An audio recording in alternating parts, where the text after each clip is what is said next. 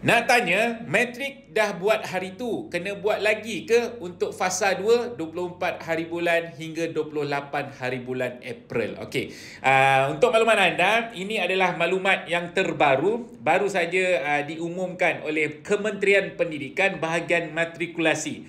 Kepada adik-adik kita yang baru saja dapat result SPM, sekiranya anda nak masuk ke matrikulasi, Kementerian Pendidikan bahagian matrikulasi membuka permohonan 5 hari daripada 24 hingga 28 hari bulan April untuk anda memohon masuk ke matrikulasi. Bagi menjawab persoalan ini, jom saya tunjuk gambar ini.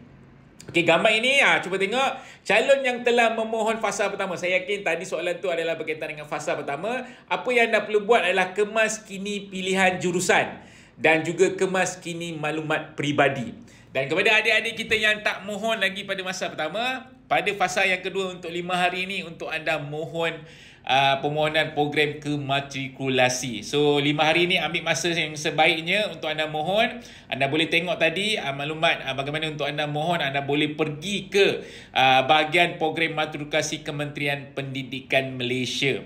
So dalam tempoh 5 hari ini anda apply. Sebab ini peluang yang keemasan. Sebab program matrikulasi adalah pra-university.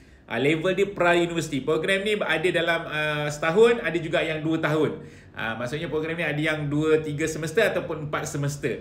So anda pilihlah salah satu. Dan laluannya adalah apabila anda habis program matrikulasi, anda terus boleh sambung ke peringkat ijazah sarjana muda. So adik-adik kita yang SPM, tolong ambil peluang ini dan mohon program matrikulasi. 5 hari 5 hari untuk fasa yang kedua untuk anda mohon.